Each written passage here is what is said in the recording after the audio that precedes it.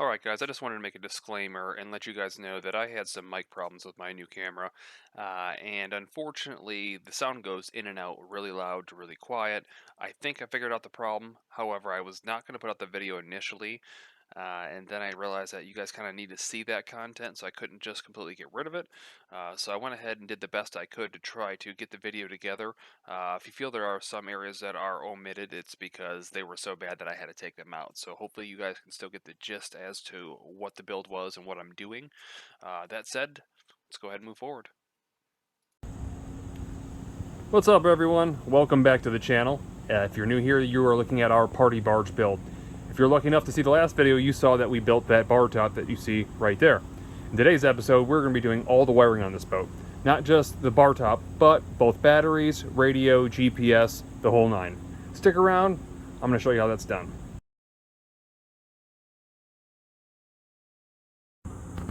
Alright, so moving forward, our first point of business is going to be wiring in our power outlets that you see here on the bar top, as well as the light that you see here. So we're going to go ahead, we got to unscrew the few screws that we put in the top of the bar to temporarily hold it down.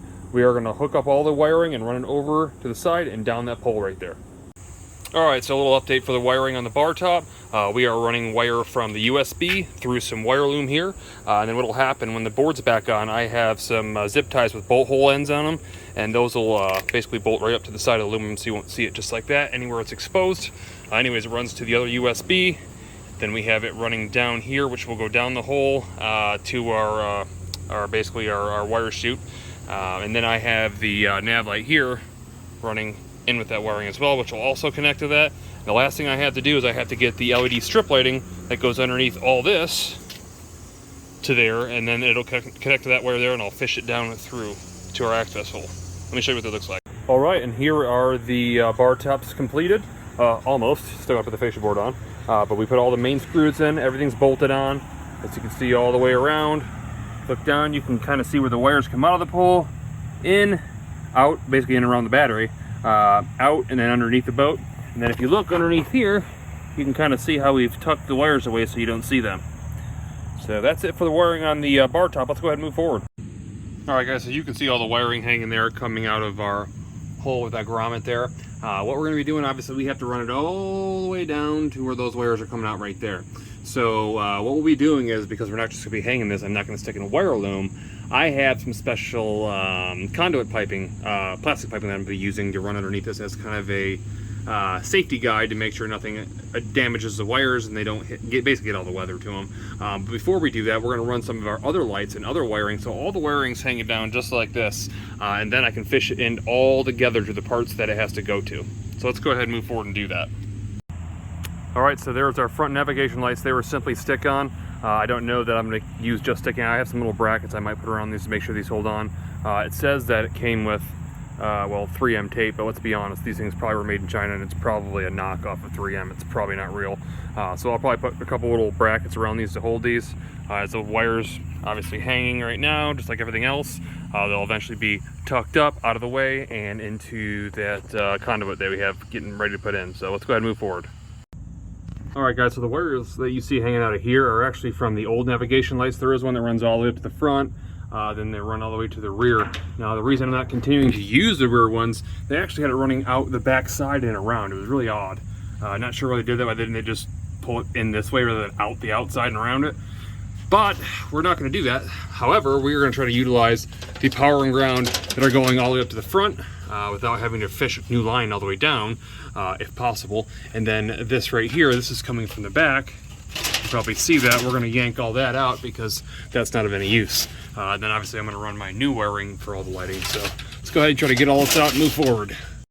Alright guys, so we're not just running wires down through the bottom of the pontoon, we're actually going to be running them up as well. We've got our battery wires coming straight from our Mercury power source, which are our alternator wires. They're going to run back up through the floor to our battery compartment. So let's go ahead and stick those in and get our grommets in. Alright, so here's our wires up, run in, and we have our grommets in. It's very important for you to use grommets. Keep in mind, guys, this aluminum is sharp after you cut it if you have aluminum floor like mine. And it's very important that you use grommets because you don't want the aluminum cutting through your positive cable and, well, leaving you with a ship stranded out in the middle of the water wondering how you're going to get back. In any case, if you had a wood floor, not such a big deal, just drill a hole and you're fine, no grommets needed. But any kind of aluminum or metal floor, you definitely need grommets. Let's go ahead and move forward. All right, so we just went ahead and drilled our fourth and final grommet, as you see right there. Let me give you a rundown of what these wires are and how they're going to work. Don't worry, I will show you exactly when it's hooked up, how the wires are ran, but I just want to give you a kind of a heads up as to what we're doing. This is our battery selector switch, or some call it a Perco switch. Perco is just simply a brand, much like Wave Runner is to Yamaha. Some people call them Perco switches, but it's just a battery selector switch. And what it does, again, it allows you to select from your main battery to your onboard batteries. And the benefit you have of that is your main battery is going to start your engine, okay? And if your engine starts, you get out to where you're going to go, you switch it over to your selection batteries or your coach batteries, whatever you want to call them. Let's say you're listening to the radio, your battery completely runs down. Well, how are you going to start your engine? Are you going to be stuck out in the water? No. Battery selector switch switches it back over to your main battery, engine starts, you can continue going. Or you can switch it to both batteries and charge both of them at the same time. So that's kind of the purpose of having multiple batteries on board. Anyhow, what's going to happen is you have wires coming in, which is your positive and your negative, okay, from, again, your motor. Your negative is going to go to the main battery right here, as you'll see. Then we'll have a wire that runs from here to the series of batteries over here on that negative post. Don't worry, the only thing that's getting selected here or switched over here for as far as power is on the switch is the positive side, so it doesn't matter, the grounds can all be connected. Then your ground wire coming in is going to go to your main terminal of this switch right here. And then from there, you'll have it split two different ways. One wire will go from here to the positive side on this battery. The other wire will go from here to the positive side on these series of batteries. And again, that'll allow you to select between the two sets of batteries. So I'm gonna go ahead and move forward. I gotta get this thing installed. We're probably gonna mount it right about there so it's nice and easy to get to. And then again, we'll run all our wiring and kind of clean everything up inside here. So let's go ahead and move forward and get that done. All right, guys, so before I hook up all the wiring, I am missing one connector, or I am short on one connector for the main power wire, the blue one that goes back to the fuse panel. So while we're waiting, I'm going to go ahead and I'm going to wire up or bolt up the series of batteries here. And again, what I'm doing is all I'm doing is taking 1/4-inch threaded rod with obviously 1/4-inch nuts here. And then between the bolts going all the way through it, I'm going to cut off a piece of clear tubing, which will basically go like that, which will protect it from having so much open space or contact space in case somebody was to drop something inside here. You would want it to obviously ground out. The other thing I decided to do, I'm not going to use my frame that I originally made. If you guys saw the original jet ski or electric jet ski build, then you saw that I had a ratchet strap going all the way around this, and then I had this on top of it with the original straps holding it down. The problem with that is that I think I'm just going to use the ratchet strap, and the reason why is I don't have the original straps that would hold the metal thing down. So if I was to hit a bump, well, it would just fly off and probably touch all the contacts, which we don't want to have happen. So I don't think I'm going to use it, but I am going to go ahead and get this set up and I'll show you what that looks like. Alright guys, now I want to show you the easy way on connecting these batteries because there's a couple different ways to do it. One way is way harder than the other. So the easy way, all you need to do, I want you to slide both of these in here all the way down, just like that, right? And put this screw on and this screw on before you do anything, okay? So you'll have basically one battery with these two big posts sticking off it. And then you want to slide on two of these clear things, then slide a battery down, then put another screw on, and so on and so forth. Don't try to do this all together. Don't try to line up the batteries and stick that thing through and do it like one section at a time. It's so much easier this way. This is the way you want to do it. Alright guys, so there's the batteries all together. The next step would normally be to take the two open-end wrenches and tighten these against each other to kind of clamp them down onto the terminal. However, you don't want to do that yet. And if you are doing a situation like this with the multiple batteries like I am, now would be the time to put on your ratchet strap. And the reason I say that, if you go ahead and clamp those things down and there's some gap between your batteries, and then you clamp your batteries down or strap them down with a ratchet strap, you could potentially damage your terminals and break them from the inside, so the battery would basically be rendered useless. So I wouldn't suggest obviously doing that. Anyhow, I'm going to go ahead and get that ratchet strap on now, and then I'll clamp these things down. Alright guys, so the battery selector is now installed. I went ahead and installed the main power wire that's running to our amp and our fuse panel. I got the connector that I needed. I almost forgot though, I need to connect and run a ground. That ground is going to have to go from these terminals here all the way to the amplifier and up to the fuse box. So pretty simple there, but I also have to run the wiring for the speakers back here. I went ahead and made a drawing, a diagram on Microsoft Paint the other day. I probably should have already been using that. I don't know why I didn't. But it was just a real simple diagram. You guys can do this again on Microsoft Paint, or you can do it with a piece of paper and pencils if you want to. It doesn't matter. The color coding really helps to understand what wires are what and where they go. But I just kind of did a layout of the boat and some of the electronics and where it was going to run. So we're ready to run now. I still have to wire in not only the speakers and the ground from back here. I have to run the speakers and the USB powered points from both chase lounges. And after we get all that done and run through the bottom, I'm going to go ahead and run my PVC pipe along the back side or the right side here of the boat for all these wires to run through and then possibly over as well. So let's go ahead and move forward and get that done. All right guys, so the front speaker wires are ran. Next step is to install a USB port just over top of that speaker right there on each side. And there are our USB outlets, as you can see, one on each side.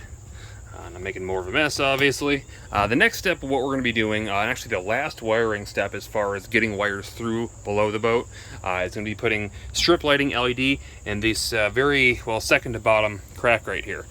Basically, it's going to light up the floor to a certain degree because there's really nowhere good inside to mount them flat or anything.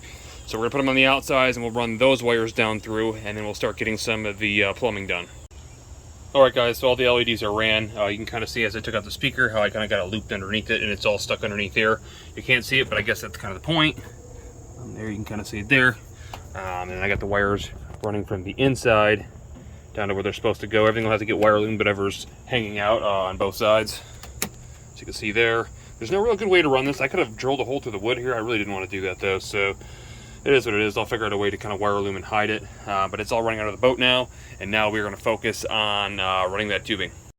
Alright guys, so we are under the boat again. We got wires coming from both sides, both the rear, up from the front here.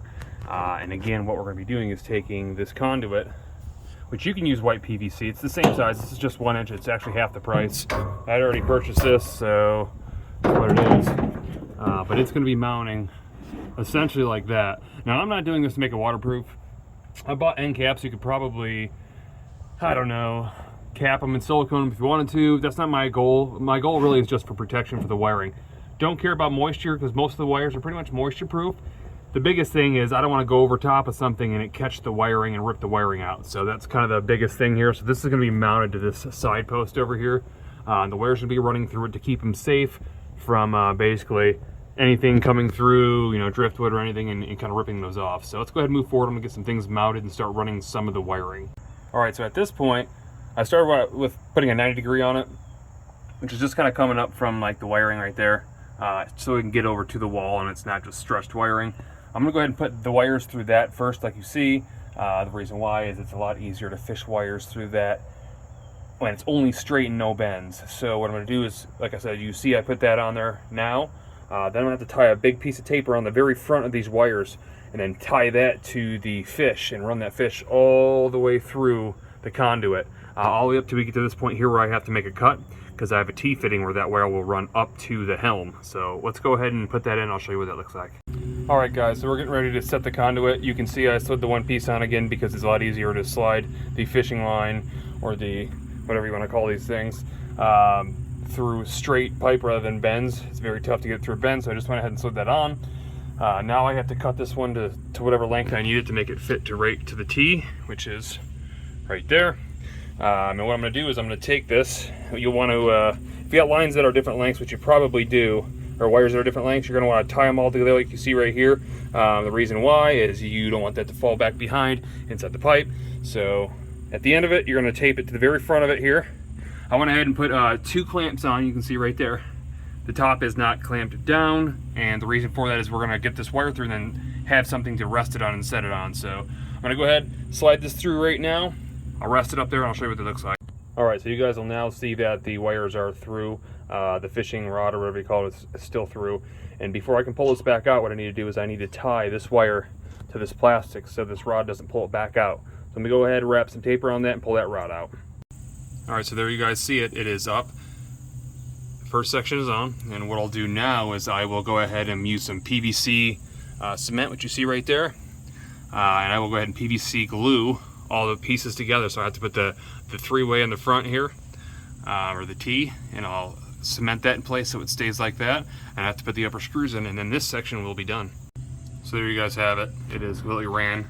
The T is inside now. Because I didn't think about it, the hole that I have here isn't far enough over for this to get flat so I can get that top screw on, but that's okay because there'll be another one over here, so it's not really going to bother it. It's plenty firm in there anyways. But you can see how the T has a inspection window or a service window, so if I needed to ever run extra wires, I could run them down and still get them up to where they have to go. So it's time to start from the front and move our way to the back. So as you guys can see, the wires all ran through the conduit all the way down. All I have to do is get on top of the boat and pull the wiring up through, and then I can put the caps back on the T-fittings, and then I have to run some wire loom across this one here, and actually this one here will sit up in there like that, and I'll zip tie it to the frame to put a couple little holes in it, so that'll be hidden pretty well. And overall, I think it turned out pretty good. So let's get up to the top of that boat and pull those wires out. And there is all our wiring pulled up through. Again, I basically labeled everything on here so I couldn't mix anything up. And again, it's going to get connected to the power of the amp and then run up to the fuse box right there. And then we should be good to go. Okay, so moving forward, we got the transducer mounted. I end up having to use some JB weld to hold that on there. Most of pontoons you see have like a little metal box or a cool little bracket coming off, and that's actually to mount these type of things. Apparently Pontoon or whoever made this boat decided that wasn't important because they were busy partying. I don't know. Nonetheless, the line is run up, down, in like that, and you can see all the way down there. All I gotta do is pull the extra slack in. There's really no good way to run these wires from what I can see or what I've researched, so that's just the way it's gonna look. Anyhow, let's go ahead, pull the slack up through, tighten that bolt right there, and we gotta put the rest of the helm together. So the extra slack is pulled up through. You can see I zip tied the extra right there. Tightened the bolt down. Now it's time to put on the fascia cover here and the foot panels right here. Let's go ahead and do that, show you what it looks like. All right, guys, there you go. There is the finished product. I think it turned out pretty nice. We got plenty more small stuff to touch up. Let's go ahead and move forward. All right, moving forward, we are going to build our bar stools for our bar top. What we picked up was a 13-inch marine vinyl PVC cover for our very tops. We got that on Amazon. I'll go ahead and put a link for that in the description. Pretty straightforward. It's just got an elastic bottom. It's a great price for what you get. We also went ahead and obviously needed some foam. For the foam, we couldn't find a 4-inch piece that was fair price, so we're going to go ahead and double up on 2-inch. So we picked that up from Joann Fabrics. I will also put a link for that as well. And then what you're going to be doing on this is you're going to be cutting these if you mark them out with an electric cutter like so. Key here is making sure that everything's parallel. You get a parallel cut because you don't want the foam to be cut at an angle, especially given the fact that we're going to have 2 different cuts inside there.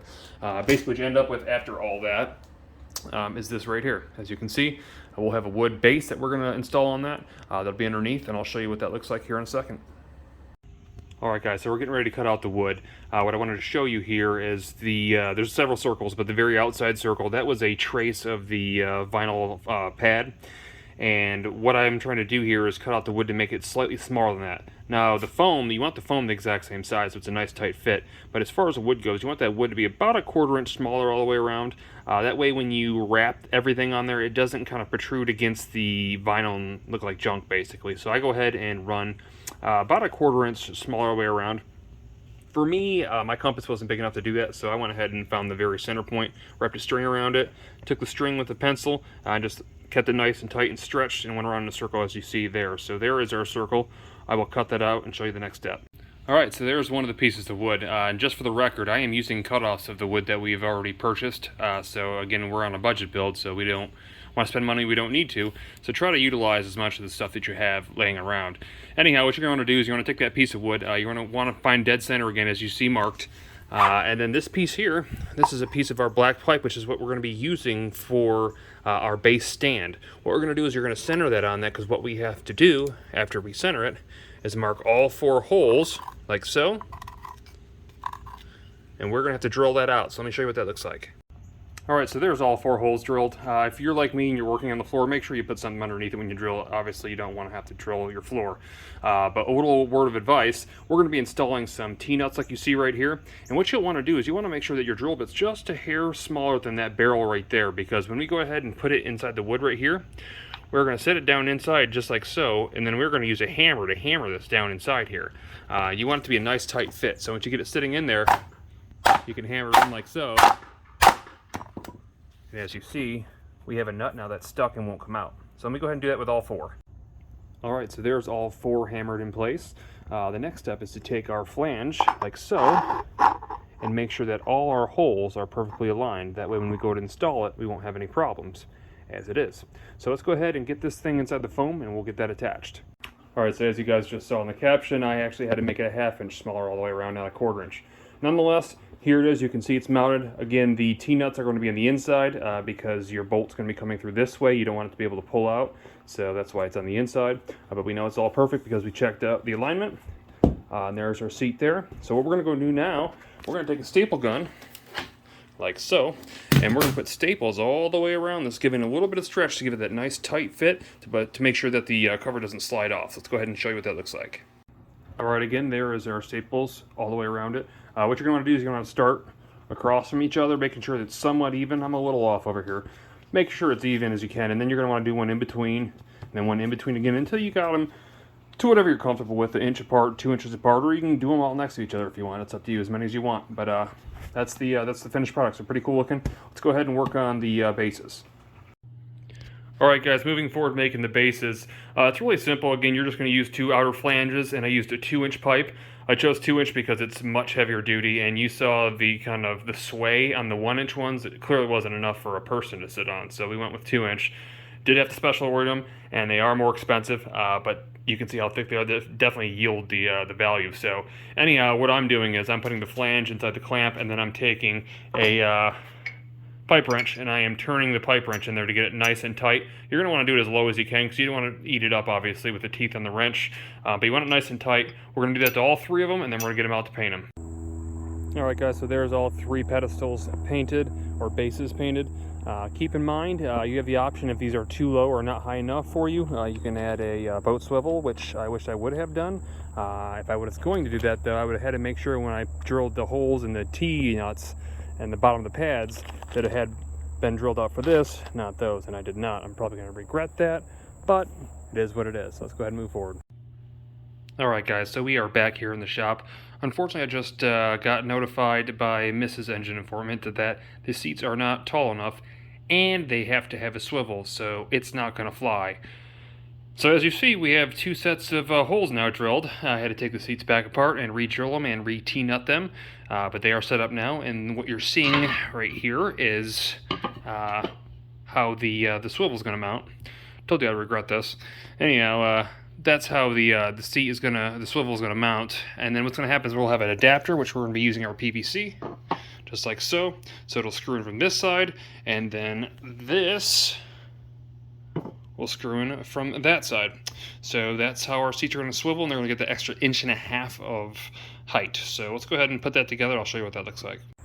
Alright, so that's what the finished product looks like underneath. I did, as a note, go ahead and put blue Loctite in these bolts anyways, just to be safe. I didn't want them to come loose when somebody was sitting on it. Anyhow, that is what she looks like. So, going with the bar. Anyhow, we're going to finish the other 2, and then we're going to go ahead and get those things mounted to the ground so they are finished and ready to go. Alright, so the next step is positioning your bar stools before you go ahead and mount them to the floor. Now, I will be using actual bolts to bolt through the floor because I don't trust screws if somebody's putting their weight on this. Maybe you hit a wave or something and it was to rip out. So, because there's only 4 screws, unlike our captain's chair, we're definitely going to be using bolts. That said, make sure that you space them out evenly, as you can see we've done here. So all I did was I went ahead for our measurements, measured 23 inches between the stools and 24 inches to the center of the pole from the edge of the wall over here, or the fence.